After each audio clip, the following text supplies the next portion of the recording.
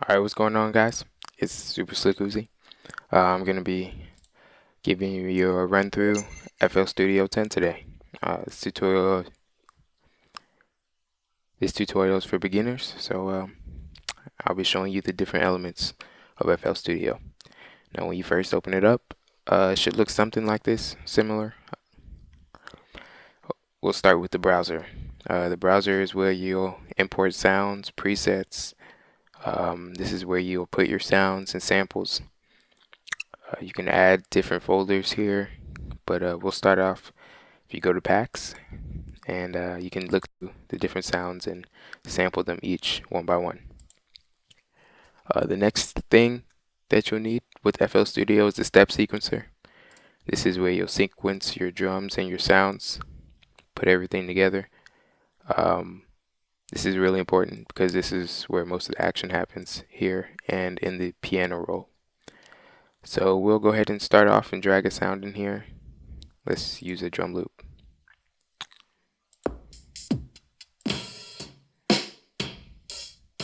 So with FL Studio, you can basically just drag it in there, and or you could right click, send to selected channel, and it would send it here, or open a new channel, and it would open it in a new channel. It also comes with the built-in audio editor and pitch corrector, and we can go further into that in other tutorials. Now with this drum loop we have here, what comes up is your sample information. The different things that has to do with the waves, the loops, stretching, and that's a little bit more advanced, but you do have different tabs where you can control different things, and we'll get more into that. The next thing we'll go into is the piano roll. With the piano roll, if you right click, you can go through there, or you could come up here and press the little piano keys. They'll both do the same thing. This is where you can obviously play the piano, or you could assign notes. You could play drums in different pitches. If you click on this ABC here, it'll change the mode that you view it in, so you don't have to view it with the actual notes. So if right now we're on this drum loop, so if we click C5 is the root note, so it'll play at a normal pitch. And if we bring it down to, let's say, C4, it'll play a lot lower.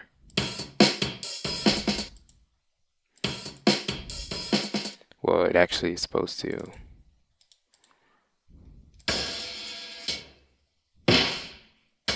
Yeah, so you get the idea. Next thing we'll go to is a playlist. This back here, what you see, track 1 through 16, and however more you need, if you ever need that many. This is the playlist. This is where you put actually compose your actual song or beat or whatever you're doing. One thing that's a little bit different is here it has these hash marks as opposed to the pattern blocks in FL Studio 9 and 8 and previous versions. If you want to actually have the pattern blocks, which I find are a lot easier to use, come up to Options, General Settings, and down here you press Enable Legacy Pattern Blocks, and it'll tell you that they become obsolete and won't appear in future versions. But that is okay. So right now we're on pattern 1, and you can see up here in the step sequencer, you can put different sounds on different patterns, but each pattern is by default always going to be empty. So you can come up here and adjust the patterns. Also, I forgot to mention, you can come up here and adjust the tempo. So we can bring this down to about 88. Here's your metronome. If you want to hear that while you play along with your beat, it'll play that for you. Here's a countdown if you're going to record, and we'll save some of these stuff for later. With the patterns, we have this drum loop here, and can assign it to the different patterns, obviously, and put them into the playlist. So here we have this pattern with this drum loop. If we go to the next pattern, we can actually add a different instrument and put it here, and it'll play along with the drum loop. To play the patterns separately by themselves,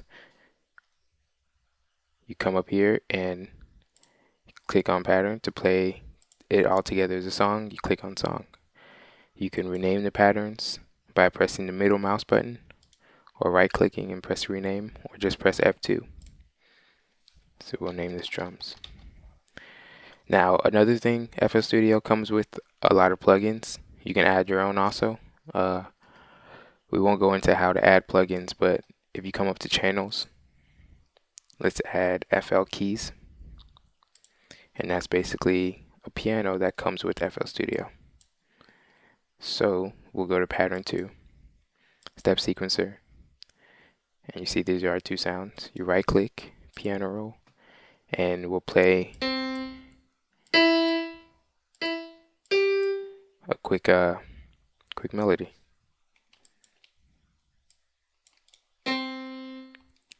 Now with in the piano roll, you have velocity, and up here you can control which instrument you're using, and you have note panning, which pans it from left to right. You shouldn't be dealing with note panning too much, but with velocity, you can change the velocity of each note.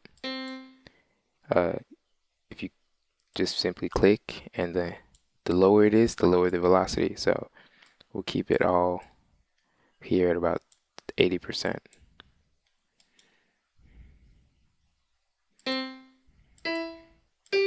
And we'll just play this for now. So if I want to play this on a pattern, it would play it by itself. And we can take this metronome off. And if I wanted to play the drums by themselves, we could play that.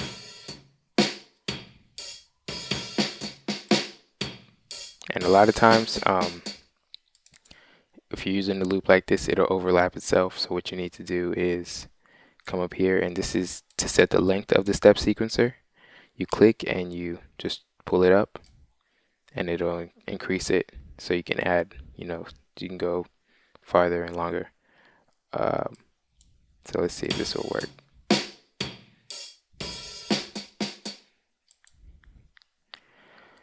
So we have that at about 8 bars, and we have our piano.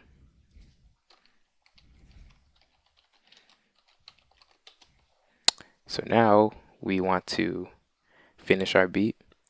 The next thing we do is go to the mixer, which is up here. And with the mixer, here you have all your different instruments and lots of empty inserts, along with the master channel.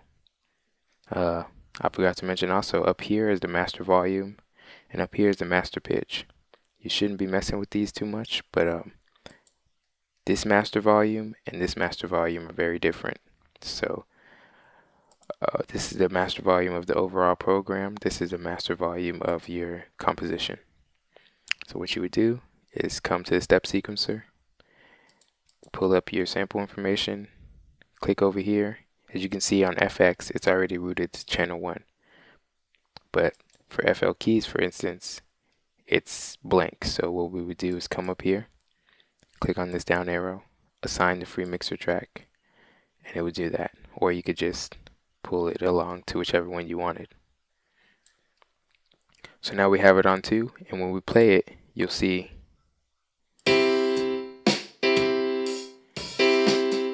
yeah, that sounds horrible, but you get the basic idea.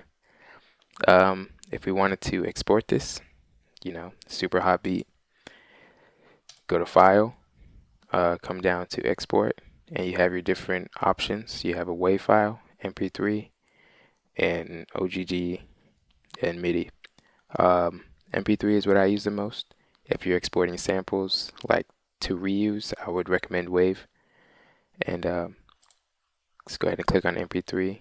You pick where you want to export it, and under info, it'll let you know what's going on. Looping mode, you press leave remainder, or you could cut the remainder. Uh, Quality, you can choose. I have a pretty good computer, so 512 is good. And depth, since it's MP3, we don't need to worry about it because that's for WAV.